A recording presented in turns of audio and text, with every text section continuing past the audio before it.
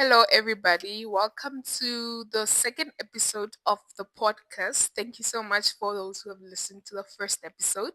If you haven't, please go and listen. I think it would just make more sense to the topic that we have at hand today.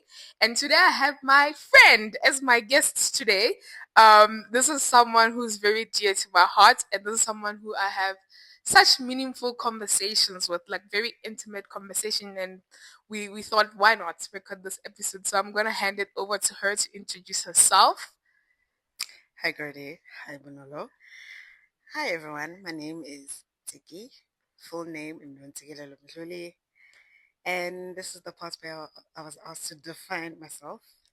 I'm an introverted, extroverted person.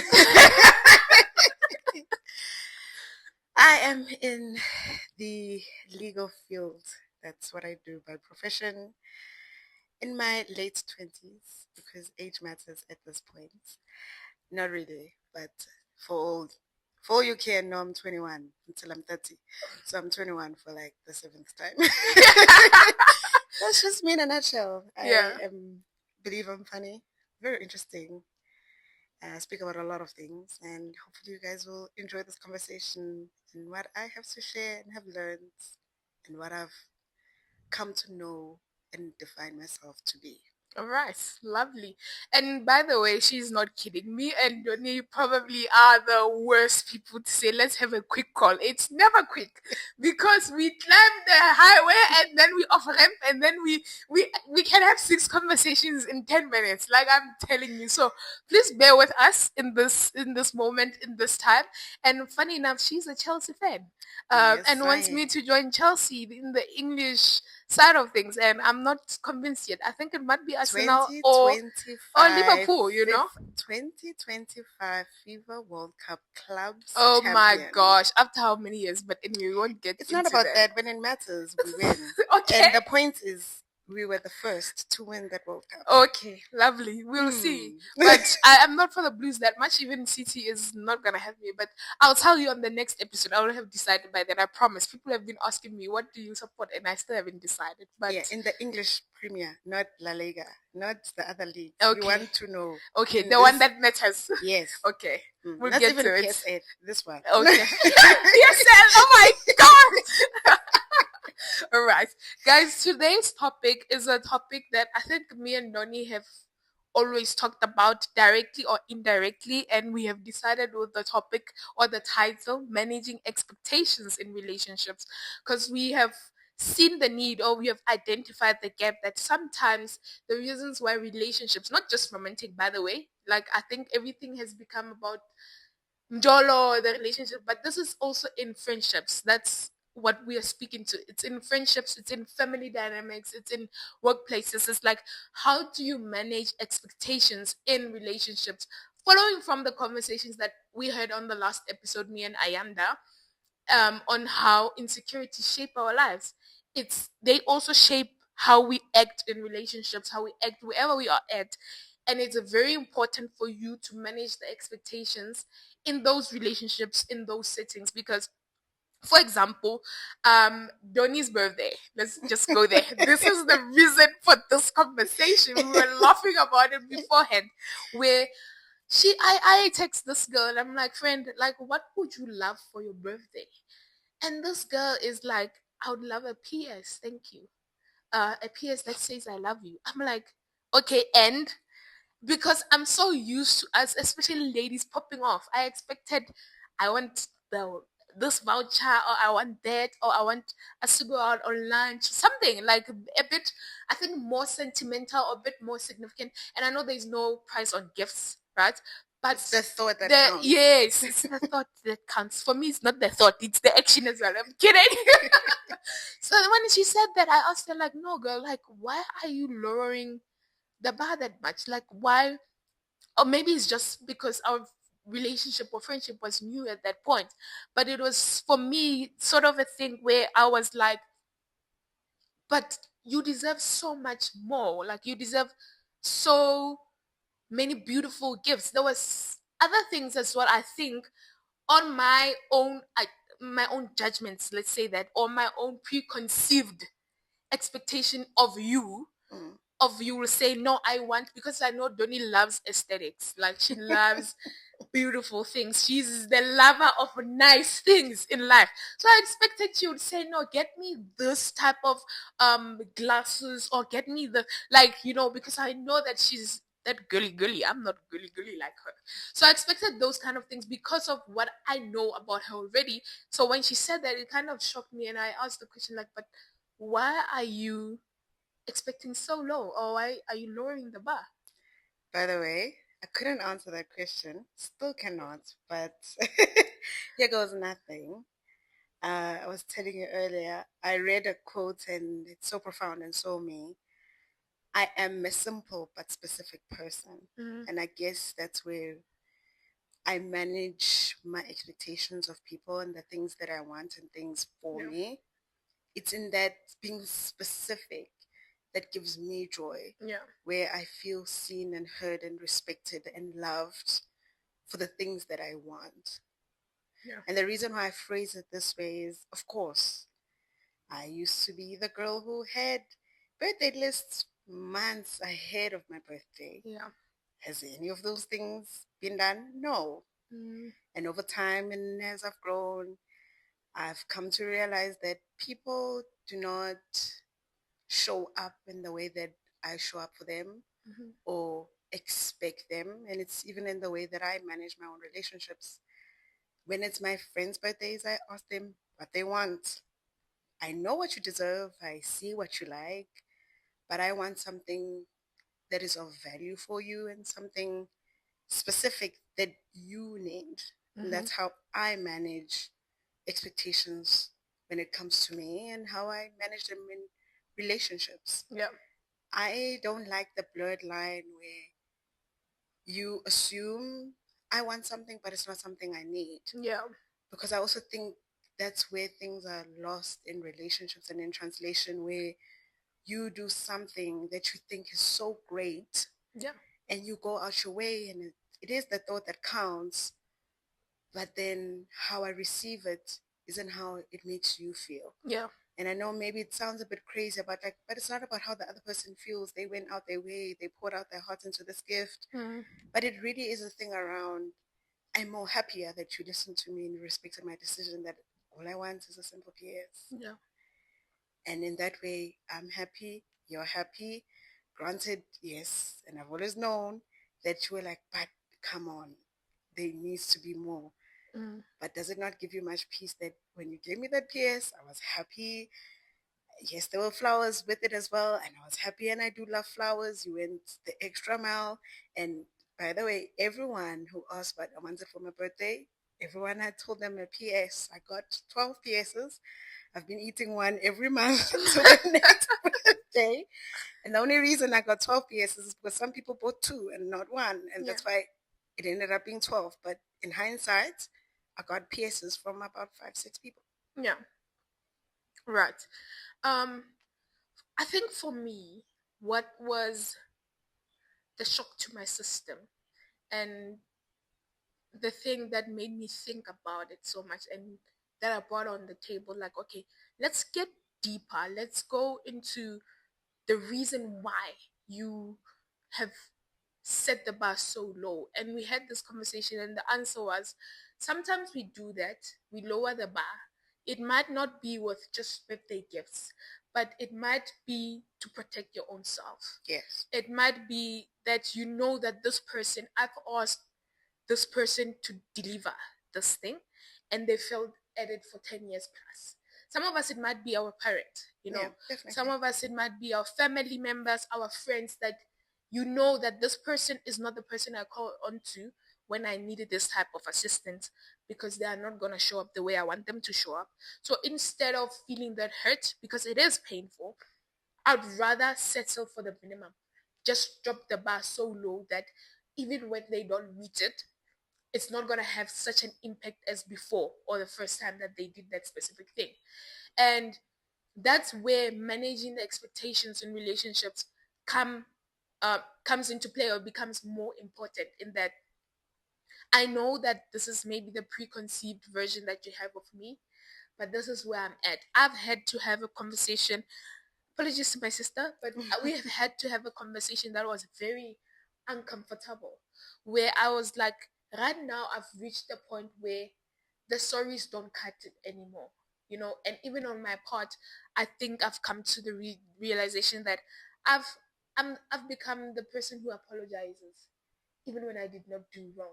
Why? It's because it's something that saved an argument at home, or that Bringing in the made it, peace. yeah, that made it easy for me to just move on and say, you know what, sorry. Even though I was the one who was wrong, I'd just rather say sorry, let's move on.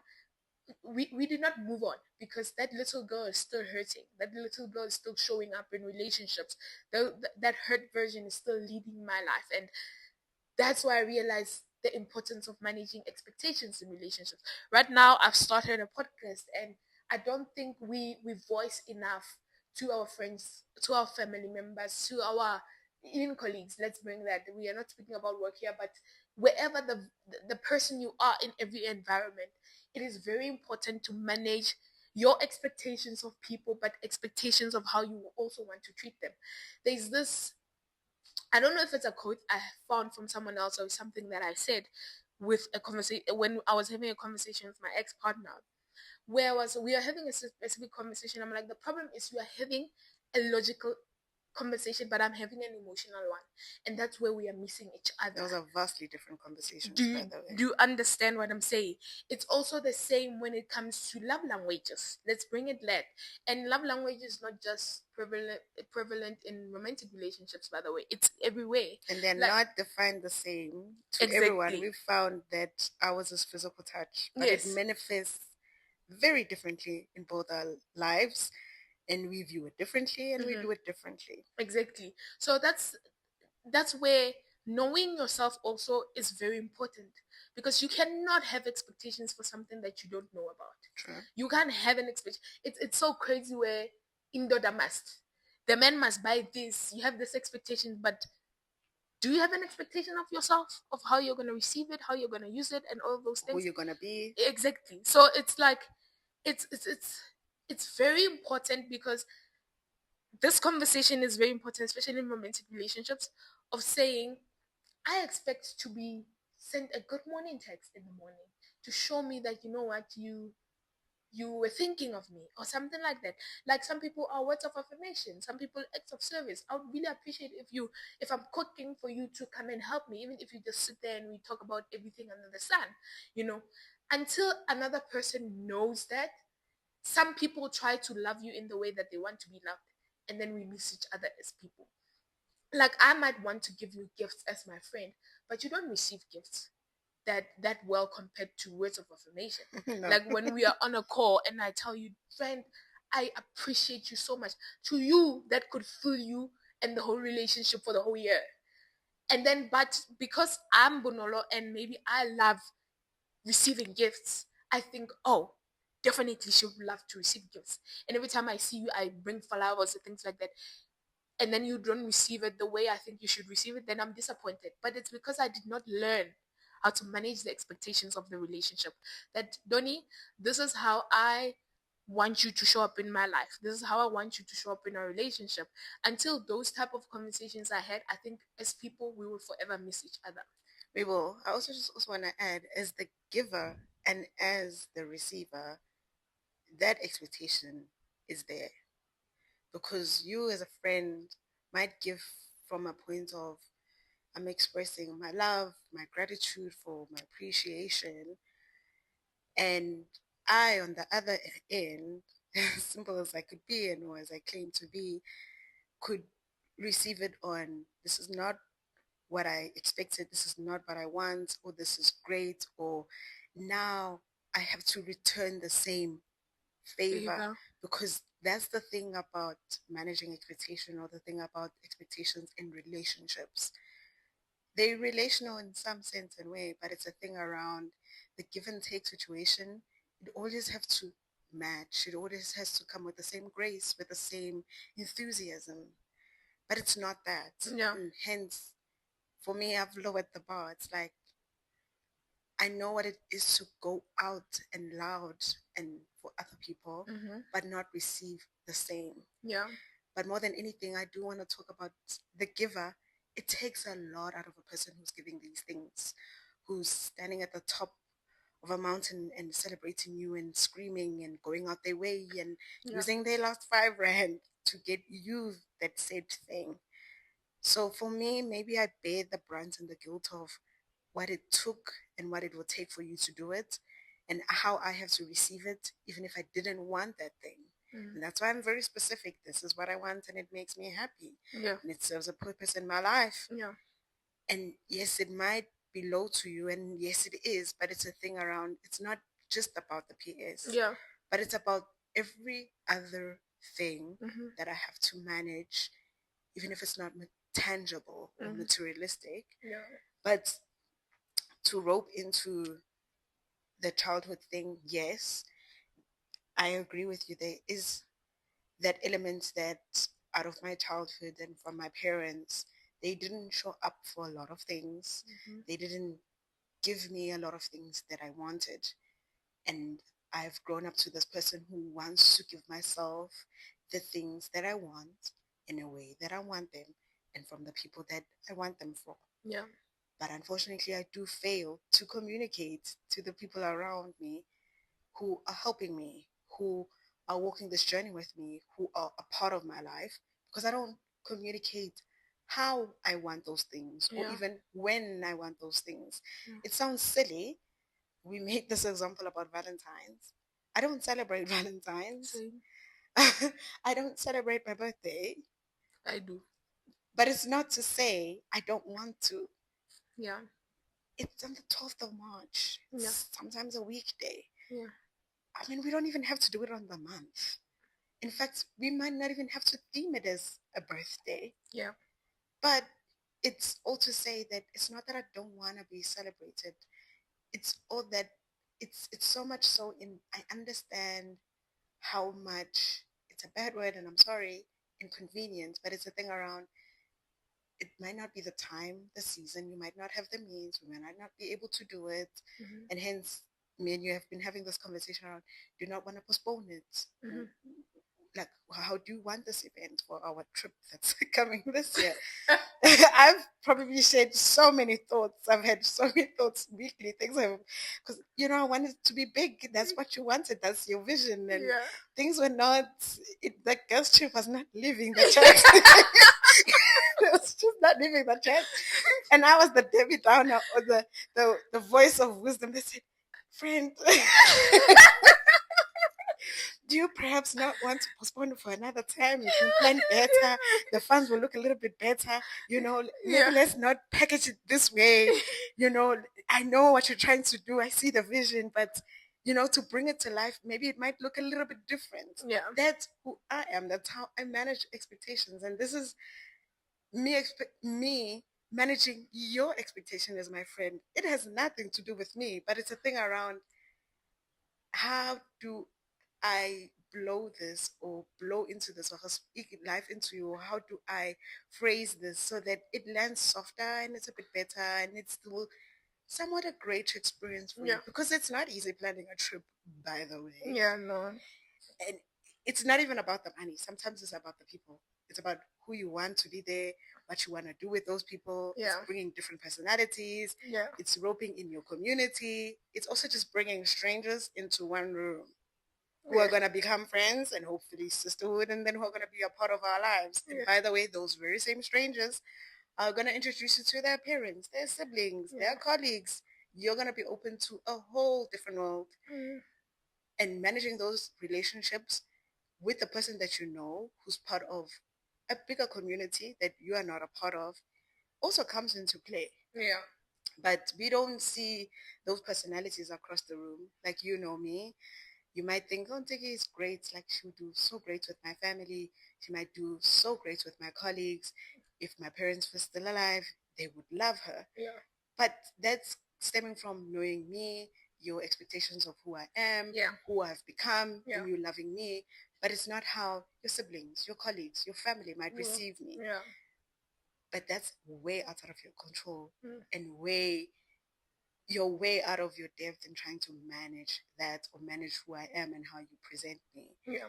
So it's in all those dynamics, the person who's the participant and acting and the person who's receiving it. And that's how I look at it. And that's why I tend to manage them in a simple way. I would say, this is who I am, this is what I come with, and this is what I want, and this is who I am at the face of it when it comes to all those people, your siblings, your family, your colleagues. That's just it. Yeah. So what's also popping up here is the importance also of realizing that the expectations that you have for people, they might not live up to them. True. Some of it until you die. Because growing up as a little kid without a mother when I was like 6, 7 years, then transitioning into teenager, then transitioning into young adult, there are moments I wish I would have been able to share with my mother as a woman, right?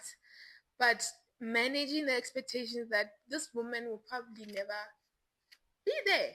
Not even probably. Death is so certain, or death is so permanent. Do you understand? That I had to manage the expectation that I can't expect every single woman or mentor or someone I come across in my life to be motherly to me, because I have that expectation or that of them. Right.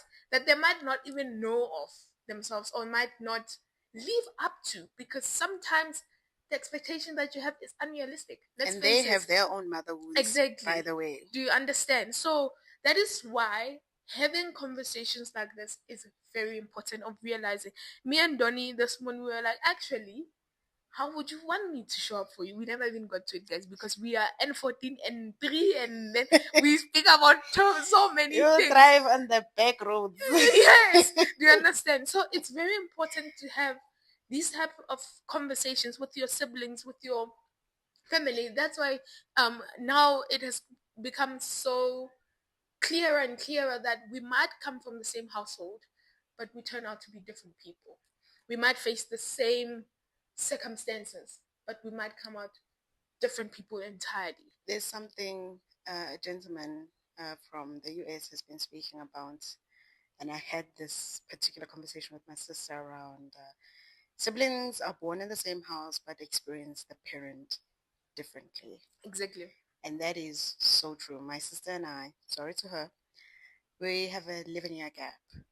We are boarding school children. My sister, very introverted. I say I'm introverted, but I've had to explain to people because they see the sunshine and clown that I am. Yeah. By the way, I'm not going to say this, but I'm going to just say it because I'm already laughing about it. I always say I'm the clown and the circus because I set up the tent and I entertain.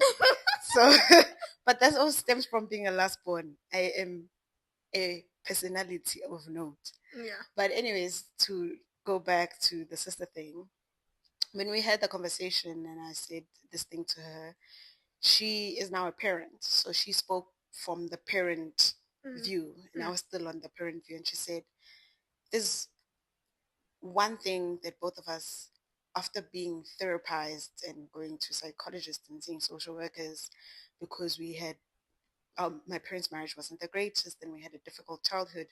The one thing as a parent, or from the parent view, is mom was so hung up on us being educated and independent, and that's what we became. Yeah. The rest of it, the trauma, the cycles of abuse that we went through and everything else, unfortunately, was the circumstance of the breakdown of a marriage, of the breakdown over the years, a lot of things that contributed to that, and we were merely subjected to it and we lived through it. Yeah.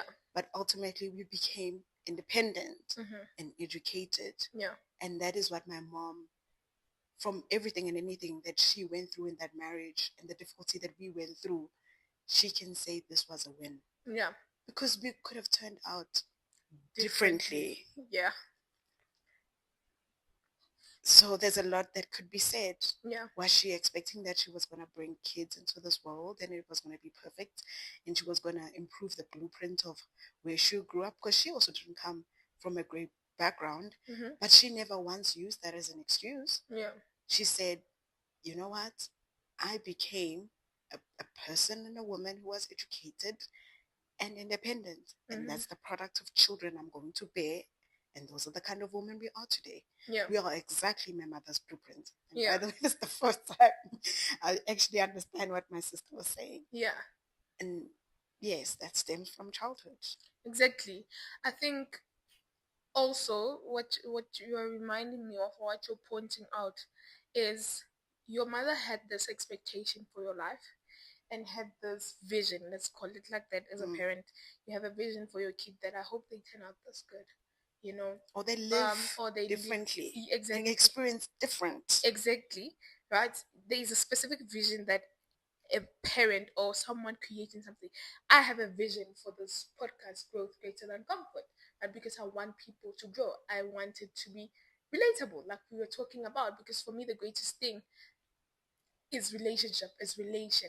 I don't like those conversations where people are made to feel like they are not human, or they are stuff that they're going through are not relevant or important. So I think every person who creates, if you're a creator of anything, or even at your work, you have a specific vision for whatever that you do, because you have the output in mind. Outside of you, Yeah, it's for someone else. When you're creating something, yes, it's for you, but it's for someone out there in the world who will hear the message that you're bringing, who would see that what they're going through validates, who would have an understanding, who will learn, who will grow, who will gain wisdom and a little bit of knowledge, and gain perspective about this life thing. Because life ain't a rehearsal, my baby. It has no It manual. is happening for real in real time. Exactly. So what I was saying about your mom having a vision, sometimes we become so stuck on this expectation and this vision that we have,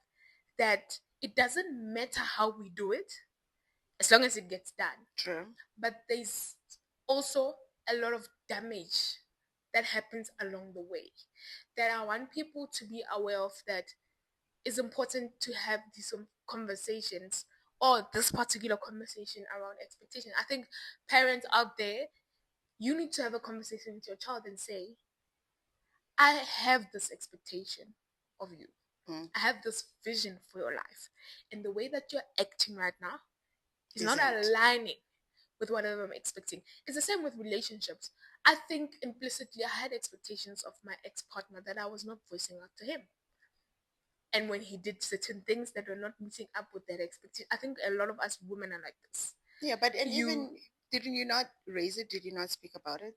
Exactly. Because it's not that you didn't communicate, and likewise, it's not that I have never not communicated. Yeah. It's difficult to have those uncomfortable conversations. Exactly. It's just that the execution, or either does not exist, or even if it does happen, it doesn't equate to what you truly expected would have happened. Yeah. Or you don't receive it the way, like the execution is not there. Yeah. Or is not the way you want it. So I don't know if anybody relates, but there are certain things that you achieve. Like, yes, I'm going to be a CA, but am I happy with the way I became a CA? To some people, they still wrestle with it. Like, I maybe repeated honors maybe 3 times, and that's something that they still wrestle with, even though they are qualified CAs. It's something that they still deal with, because the delivery was not the way you envisioned in your life. And that is why it's so important to manage expectations in relationships, with yourself and with those relationships. And when I say relationships, you also have a relationship with your dreams, your goals as well. It's important to manage those, because sometimes you have this goal. I have this goal or vision for the safe space, and it's not yet coming to fruition. It's not yet achieved yet. So I have to deal with the expectation of, okay, I had this expectation, but by this year I would have done blah, blah, blah, blah, this. But life had other things at hand. I was dealt different cards. And what am I doing with those cards? And as you were saying, did I communicate? I think I want to say, even to him, I think I was not the greatest communicator with my expectations. Reason being is that I had learned that maybe my expectations are too high. And it's not because my expectations were too high. It's just the people were not worthy of those expectations, usually. And I'm not belittling people. Hear me out. I'm not belittling people and saying worthy might not be the word to use, but it's a thing of sometimes we expect certain things from people who are not able to give you that. You cannot expect love from someone who was never taught how to love or who's not teaching themselves how to love. Or who doesn't love the same way that you love. Exactly. But the thing about communication Yeah. that I'm also recently learning, sometimes it's not that you don't communicate in relationships. Mm-hmm. You do. Communications is saying a bunch of words that make sense. But sometimes they don't. Sometimes they don't. Sometimes you're not even intentional. Yeah. Because words don't mean the same. Yeah. From one person to the next. But in communicating your expectations, you may be efficient in the number of words that you use to get the message across. Yeah. But it's not effective. Mm-hmm. And it's that thing that I refer to in my relationship, that it's completely different to be with someone who can do something, but they're not willing. Yeah. Those two are actions. You can do something, but are you willing to do that thing? Yeah. So I communicated efficiently because I know you can and you could do it. But it's not effective because you're not willing to do it. Yeah, exactly. Yeah, I think we teach people how to treat us. We teach people how to love us. And if you don't realize that you actually taught people how to treat you, you're gonna realize it a bit later. So true. I've never thought of that, actually. Yeah, my sister and I were having a conversation and we were like, let's have it. Let's have this conversation. And I was like to her, you not treating yourself the way you deserve has allowed you to accept any and everybody into your life. And I've had to deal with the unfair treatment that you got from those people because then you projected onto me. Because the way this friend didn't show up or abandoned you or did this or betrayed you, then you do it to me. And the reason you do it to me is because you have this expectation implicitly that my sister should always be there and is always going to be there. But is it truly fair? It's not fair. Do you get? It's not fair. And even when you bring it into friendships, into colleagues, everywhere and anywhere, for some reason, that little girl in you or whatever broken part in you expects those people to support you because you speak about your struggles so openly about the safe space and your vision and your... But is it really fair to burden people with that? And we're having that conversation around building community for yourself with people who have the same interests and hobbies as you. Yeah. But they might not immerse themselves in the way that you immerse yourself in those hobbies. Of course, I'm your friend. I'm going to show up. I'm going to support. I'm going to go out my way. Am I expected to as a friend? Yes. Are you expecting me as a friend? Yes. But have you stopped to ask, is it something that my friend wants? It's something that you wanted. Yeah. That give and take. So good. Yeah, there is a thing around that relationships is a philosophy thing.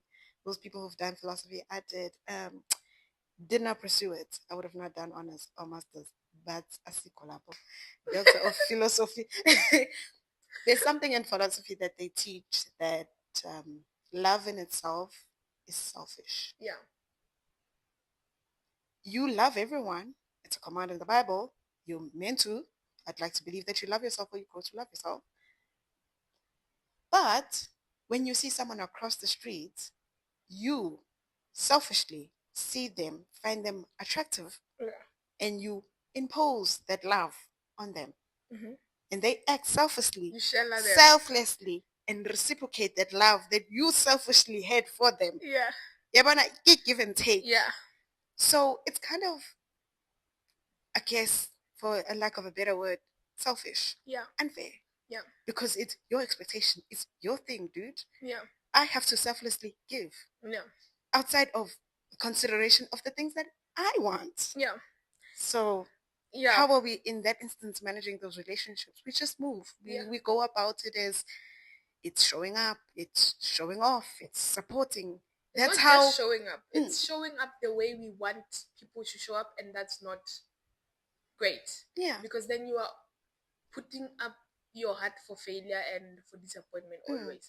Because people are never going to show up the way you always want them to because they are their own people. That is so good and that is so true. But it is to say, guys, it's not that when people support you or show up for you, they're being selfless. No.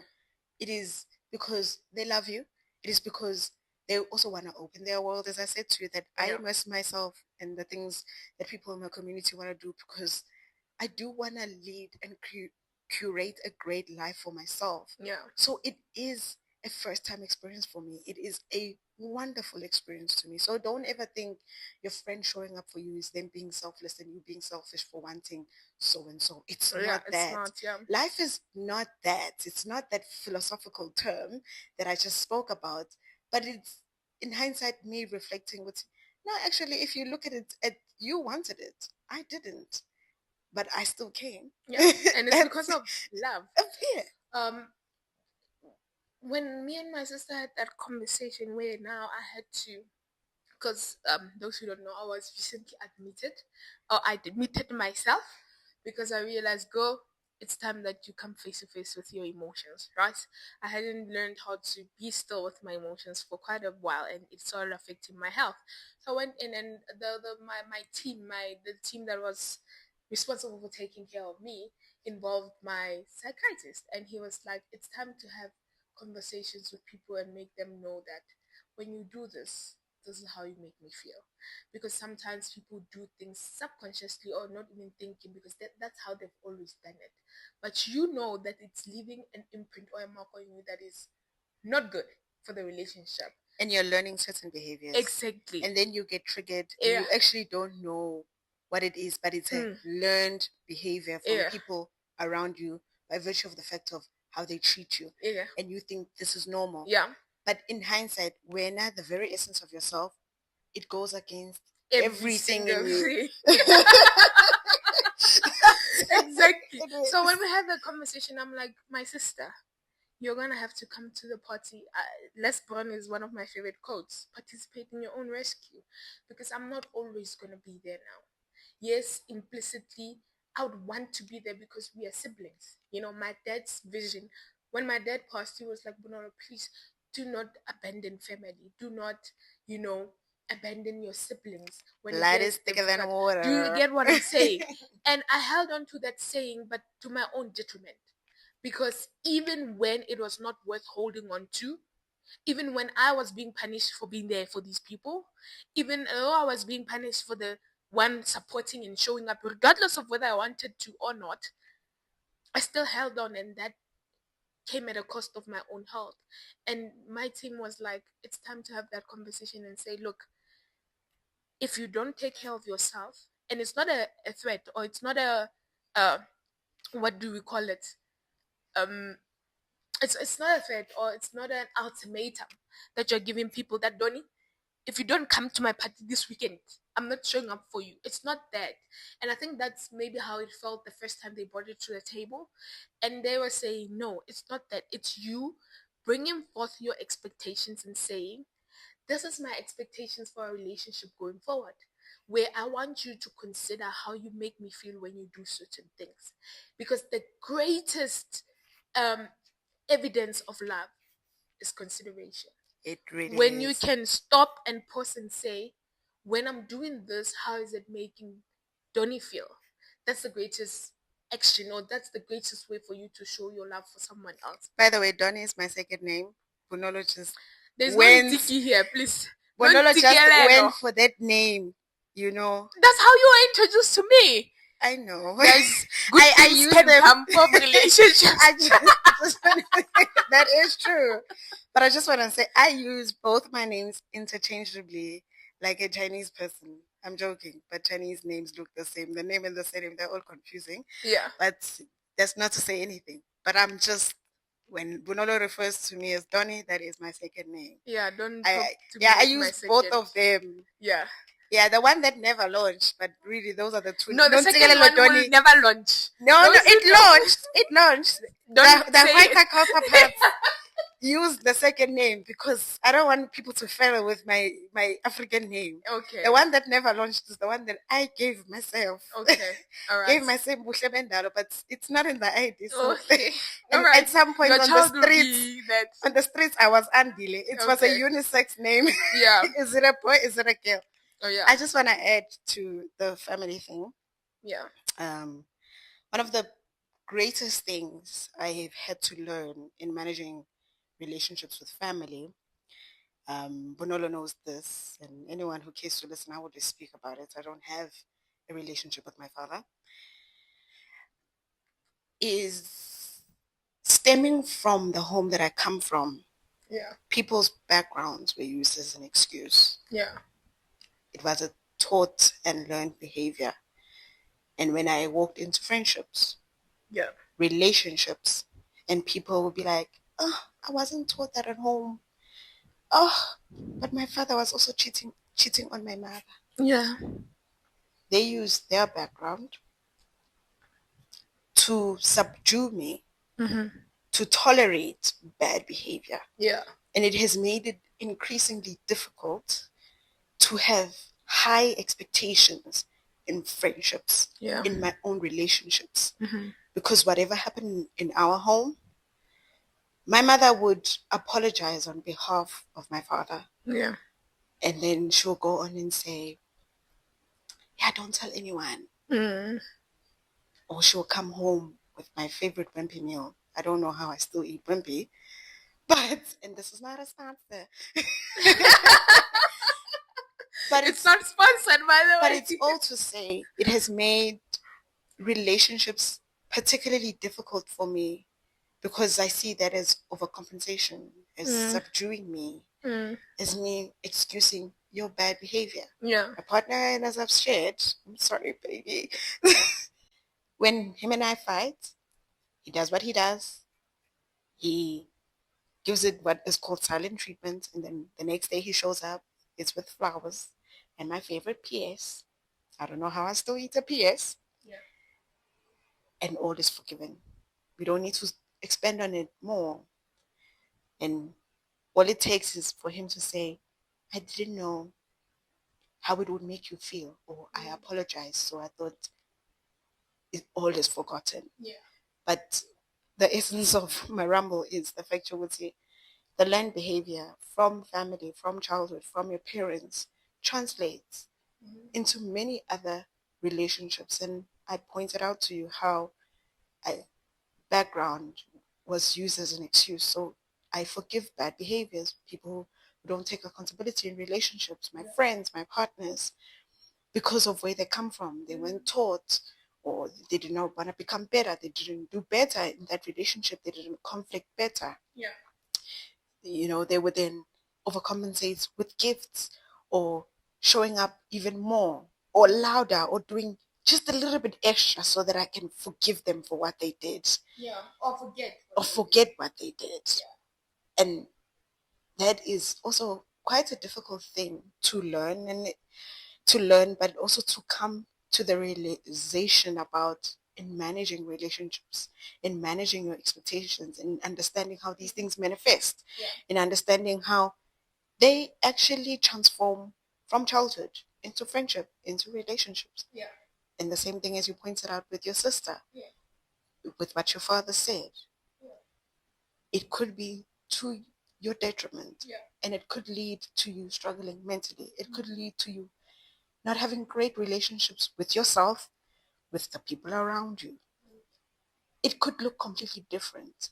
We are just covered by the grace of God that in spite and despite of this, we are still resilient, we are still growing, and we have become better people in life, and we're still growing, and it's uncomfortable, by the way.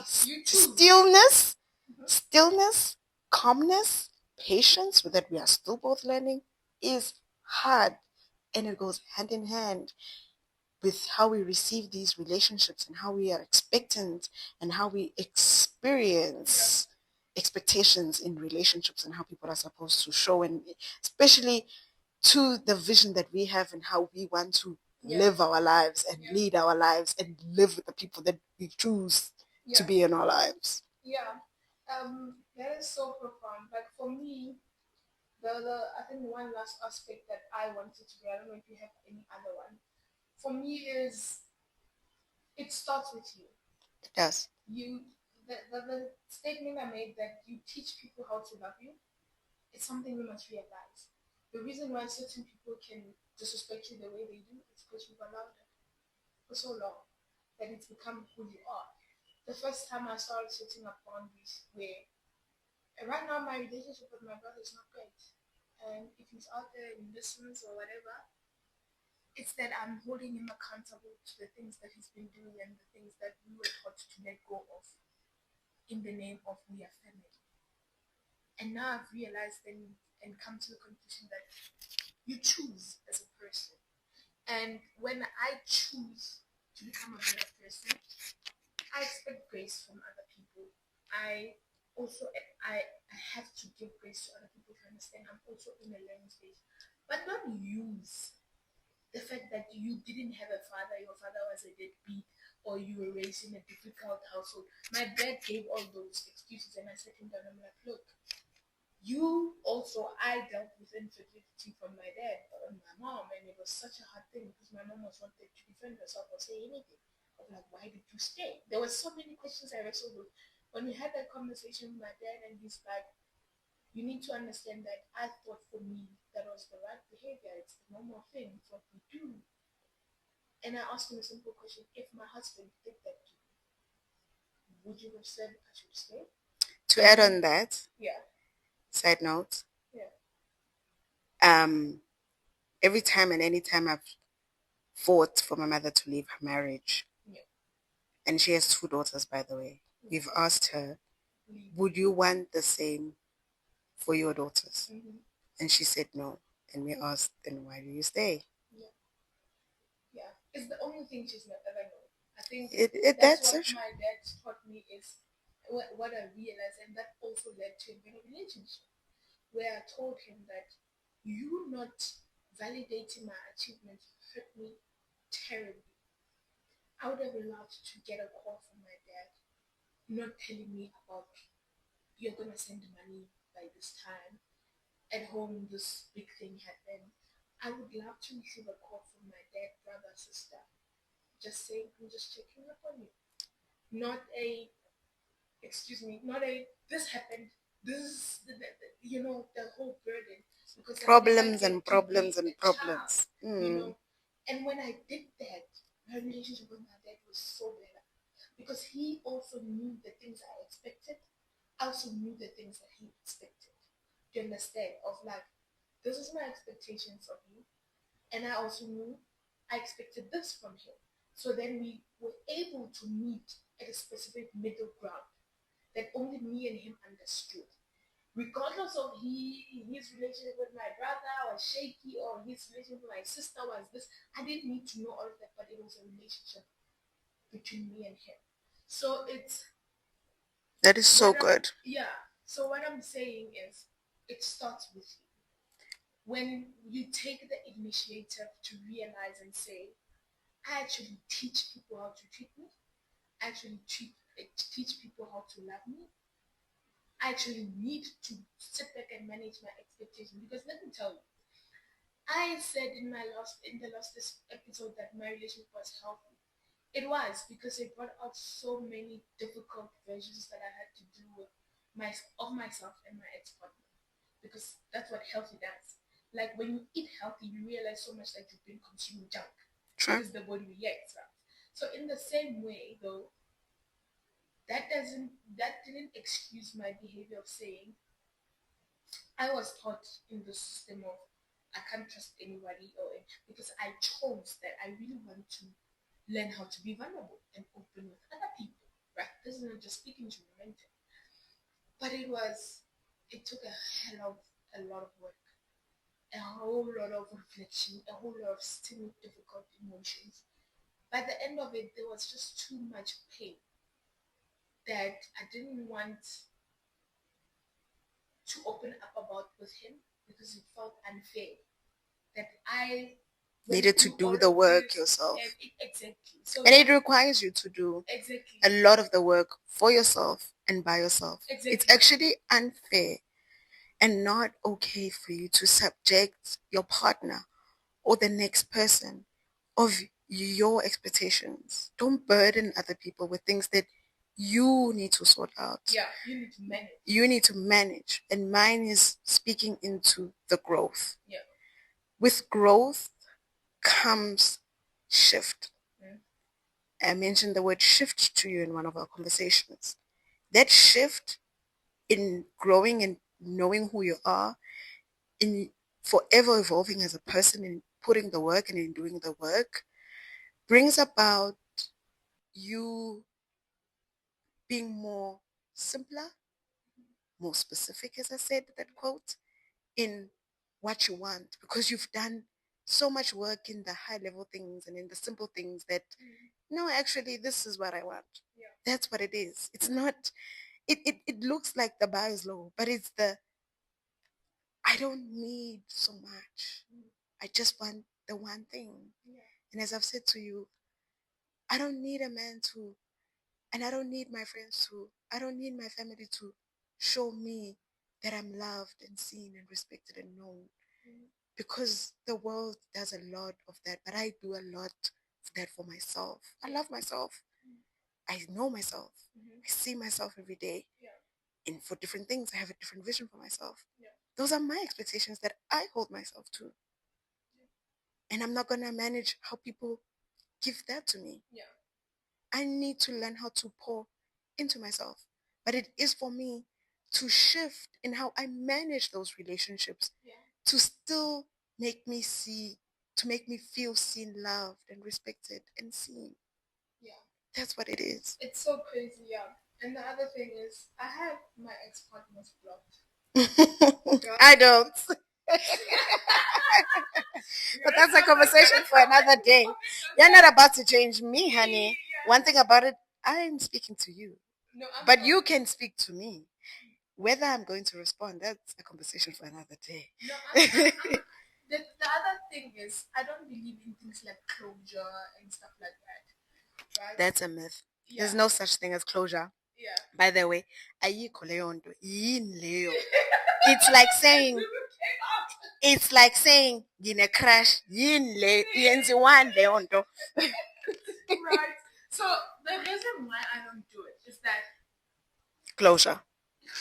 Not just closure, but the reason why I have my ex-partners blocked is that we shared our life. It was beautiful. It got to a certain level.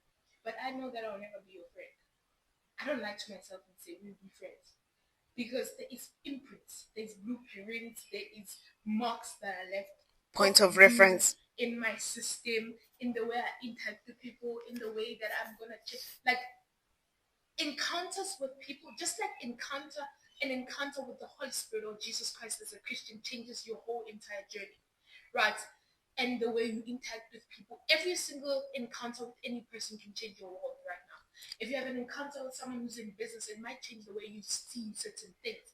It does. It may be impactful or not, but the point is, you once bumped into a stranger who said something, who taught you something. You bumped into a piece of content that taught you something, that triggered something in you. That is exactly how life is, or the encounters that we have. So keeping the contact to me still says in my system that there's still something I'm holding on to. So the act of blocking and all of that, it's not from a point of I'm bitter and now. Is it self-preservation? Exactly. It's a thing of I know myself. I know the expectations I have of myself. Immediately I see you in my proximity and I see your statuses. It's gonna remind me of all the times we talked about, when you as my friend, ex-friend now, you post something that, shucks, we both love Michael Korsberg. Like we said, by the time I qualify as a CA, we'll go and get this shoe. I love shoes, and all of it. And then when I see you posting stuff like that, implicitly, the system, guys, subconsciously, things are being built in you. My question is, are you doing the work? Yeah, 100%. I think I want to say that. Do you, like, when I say, are you doing the work in the closure part? Because, by the way, closure doesn't need the other person. It needs you to reflect and come to terms. Yeah, but are you doing the work? Can you truly say blocked and done and closing this chapter? And the reason why I raise this is because for me, my current partner, I left him whilst I still loved him and I went back. Point is, in that 4 months, I had lost so much of my identity. Yeah. And now I'm stepping into a season of my life where I had done so much work in doing the work and closing that chapter of my life that I have grown to be a different person. And now this person is back in my life. And the vision is the old as that one from 4 or 5 months ago. Yeah. And now I'm having that battle where I now need to adjust with who I am and who I used to be and with the same person. Yeah. So that's the reason I'm like, are you at least doing the work? And what positive attributes in doing the work does it have in your life? Now seeing that you are still going, but you've gone through worse in the relationship background. Now, what is the positive attribute you can say in putting in the work and closing the work and in that closure for yourself? What attribute does it have on your life now? Yeah, I think that's the reason why we're having this conversation. I realized that there were so many things that I could have opened up to or said or managed the expectation on the other end of the party, where I spoke up and said, you doing this thing, to you see it as you recollecting yourself or bettering yourself for the relationship, but it was actually to the detriment of me and the relationship in the same way, because every single action is either breaking or building any type of relationship. And not having those conversations in relationships is the biggest positive attribute I could take from that one that I just read. Please repeat that again. So, not having this type of conversation of managing expectations of saying, hey friend or hey partner, when you speak like this, or when my dearest friend, I'm gonna call her out now, I'm saying, we had this conversation now of like, me and you are a bit feisty sometimes. When things happen, we get fiery and we get passionate into our emotions. But what can we do or say to each other so that we bring each other and ground each other and realize now you're stepping into a zone that is now going into a level that's going to be very difficult to come from. So I said to her, maybe you can say code red to me, because red to me symbolizes danger. Danger Khafar. Yeah. So when you say that to me, let's say we are at a certain environment and we want to leave and we are like, this is getting out of hand, you say code red, and I will know immediately that I need to collect myself. Or maybe I'm not acting the right way or something. I need to, that to me will say, friend, like, hold back, all of that. Does that help? I think that will help our relationship. Have you guys in your friendship used it? Like I said, recently, we just had the conversation and realized actually we are very much emotional. That when emotion takes over, I promise you, even if you love your friend or whatever, emotions just take over, because emotions are like that, Do you discuss the use of code red? No, I said to her, it's my code. She's still deciding on what she wants me to say. Okay, let me ask it, and you don't have to divulge on that particular situation. Yeah. What did that code red mean to you, and what did it translate? And I asked this intentionally because you can use code red. Earlier you referred to this is getting out of hand, or let's leave this space, or I'm feeling uncomfortable, or fix yourself, or you're not acting accordingly. But in that particular instance, what was it for you in your expectations? Because your friend acted according to your safe word. What was the implication of that code red? You don't have to say what happened, but why did you use it and what did it mean to you? Yeah. Because it's clear that it was respected, it was noted, it was well executed. No, it was not executed. It hasn't happened. Okay. This is something that we had a conversation about after she had an expectation of how I should have acted in a specific setting. I'm not going to get into the details. You don't have to. And I also had expectations of how I expected to act in that instance. And because we are both very much opinionated people, we are never maybe sometimes gonna agree on specific, especially when it comes to emotions. You can never say me and Donnie are gonna feel. We both feel disappointed, but our disappointed might mean different things. Yeah. So what we are saying to each other is like, because we realize at certain times we might get a bit feisty, where we miss each other, what is something we can do that will bring us to, we are not going to agree at the time, but that will make us realize, like, click back. You know, I forgot what they call it, the brain system. Yeah, you agree and disagree. You bring back your emotions to a logical point of view, or you bring reasoning to the emotion, so that you are, it's called mindfulness. That's what they taught me, right? So that's that. It hasn't been executed, but I'm saying that's why these type of conversations are important for me to say, friend, when I don't like something, instead of me frowning and just acting out of the radar, or bringing it up every 5 seconds, exactly, I could just, maybe you come to me and you're like, I could just appreciate you saying, can we chat aside or something, instead of you acting out and doing silly stuff. Do you get what I'm saying? My whole point in this is that the biggest positive attribute that came out of that relationship is me realizing that I didn't speak up a lot more, and it's because, I'm not gonna get into it, the trauma, the wanting to feel validated and wanting to make everyone else feel comfortable but myself. Do you understand? And that is why I'm saying it starts with you. Like, you are the first person to manage how you want people to love you, how you want people to show up for you. And it's not saying, if I tell you, saying, friend, I would really love if you can share about the podcast a little bit more, and then you don't do it, and then I feel offended. The biggest lesson I want people to take away from this episode is that you need to say or realize that I teach people how to treat me. I teach people how to love me.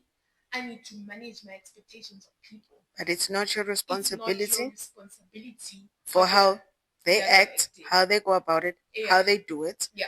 Because your friend may repost that thing. Yeah. But it means nothing. And just, by the way, just because your friend reposted a piece of content or whatever doesn't necessarily mean she's reposting it to the right audience for people to find you. Exactly. And that's how vast and big Beyonce's internet is. It is that big. Yeah. And that's why we say create content, yes, for yourself. Yeah. But for the piece of internet, and Ntsiki at social nguva, because apparently I'm not supposed to use Mbali. She's caught a lot of threads. Who might find this piece of content and it might be helpful, and they may gain knowledge and perspective and a different worldview and acceptance of how life is. Not how life ought to be, but the reality. Pragmatic is actually the word I'm defined to be a kaya, which is such a humbling word. Pragmatic means practical. I'm very realistic. I've got big dreams for myself. I'm vocal about those dreams for those who care to listen. But I'm realistic about humble beginnings and where I am and what I have reached to. Time for, effort for. You're not going to move a mountain today. It might take you 100 years. But it isn't to say that you're never going to move it. But it is to say, when you push it every day, gradually it will move. Gravity is there. It will move. Just not at the speed and time and pace and in the way that you thought it was going to move. 90 degrees, 180 degrees. Exactly. So that's my closing point on my side. I'll give you your closing point. So, biggest takeaways for me is expectations are usually stemming from the experiences that you had, because those experiences shape what you expect from yourself and other people. One. Two, you need to realize and come to the party that you teach people how to treat you. You teach people how to love you. And you can never control how those people are going to do it, but you are in control of the expectation that you have. And that is why it's yours to manage. No one can come and tell you that, Donnie, you can't ask for a PS for your birthday, because that's you. And you can manage it and say, no, it's just something that makes me happy, and full stop, that's where it ends. And if those people truly around you, or your friends, family, want to think, are people of who are worthy to be in your life, I'm going to say it like this, they're going to see and realize that, you know what, I have to respect this. And then if they don't respect it, at the end of the day, you've managed the expectation on your part, where you've said, I put it forward, I put it on the table. If they don't execute it the way that I want them to execute, I still had it out there. No one can come back and say, no, you didn't say that you wanted a PS for your birthday if I show up with a car. I would love a car. saying violent, you're saying God Kabazala.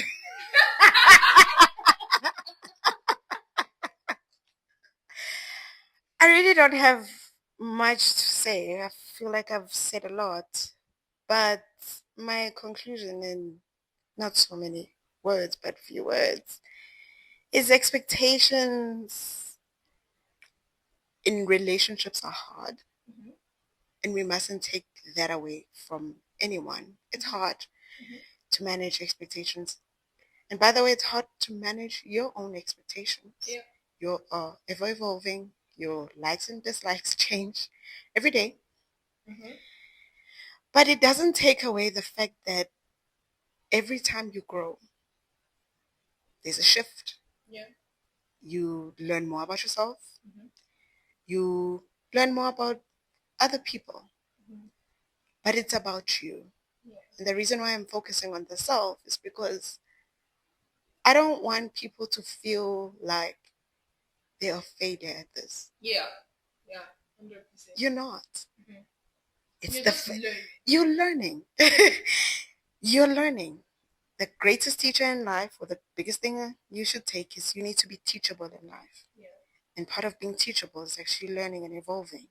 Yeah. So I want people to not feel like they failed in not managing the expectations for themselves, and because you can't really for the outer people, but it's in you recognizing what you specifically want. Yeah. And I'll go back to this quote. It's because what you specifically want, you can improve that blueprint. Mm-hmm. Of course, next year I don't want a PS. In fact, by the time I'm actually really 30 and not 21 again, I know what I want. And that is just to show with growth, with shift, with so much love I experience and encounter, and the respect I've received. Mm-hmm. I know my friends will show up for me. My friends love me. I can ask of this, not because I deserve it, not because I'm entitled to it, but because I can trust that they see my vision. It. They can meet my vision. Yeah. They understand my vision. It's a long game, Basil. It's a long game. Yeah. It's not, it's a long game. Let's not play chess. I can't even play chess. But it's to say that with growth, there's a shift. Yeah. And there'll be more that you want. You'll be expecting a little bit more. Mm-hmm. Or less. But it is to say that it is for yourself. Mm-hmm. It is for yourself to meet that expectation. It's for yourself to manage that expectations within yourself. Yeah. Like, just understand it takes time. It takes growth. You're not failing. You're evolving. It's going to change. It's going to get better. It's going to get worse and worse. It's bad. It's bad. I know it's bad, worse, and worse. Yeah. But it gets better. Yeah. It gets so much better. And that's where you want to get. Action. It gets better when you act. When you act, and what's the word? The new word other than green? Intentional. Yeah. When you're intentional, my word is when you're specific. Yeah. Because, by the way, I was happy I got those PSs. Yeah. And I'll be happy in my 30th when we do actually take a trip. Yeah. 2 years from now. Actually, 1 year. But but it is to say, my expectation in what I want in my friendships and in my relationships comes with knowing that I'm loved, seen, and respected. Mm-hmm. And hence I can ask for more now. Yeah. Or ask for less. Yeah. But it's also in the growth in me recognizing that so-and-so can do it. Mm-hmm. So-and-so may not be able to do it. They may be willing, but they cannot do it. Yeah. So-and-so can do it, so why not? Yeah. That's all I can say. It comes with growth. You're not failing. It's going to get better. And even if it gets worse, then you'll lower your bar. It's fine. Yeah. Still get what you want, what you expect. Still give what you expect. Yeah. But learn how to teach people how to treat you. Treat them the same. It doesn't work the one way. You can't teach others. But don't do it. Yeah. You too must action it. Yeah. That is my conclusion. Yeah. Signing off. Signing off. Okay. Thank you so much, friend, for the conversation, the vulnerability, and I hope that this conversation sparks great, let's say, great conversations or more intimate conversations. Or reflection. Meditate on it. Yeah. Think about it. Reflect. Yeah. I think there are a lot of gems. We might still do a part 2, expand a little bit more. Yeah. Think we found something that we can really speak about, and you get to also learn more about your host, more about the guest. It's a little bit raw. The word is authentic, but it really is that. Yeah. We're still learning. We're still growing. We're uncomfortable, but we're learning and we're growing. Yeah. That's all I can say in my part. Yeah. Lovely. See you guys on the next episode, and remember, manage your expectations. Bye, guys. Bye.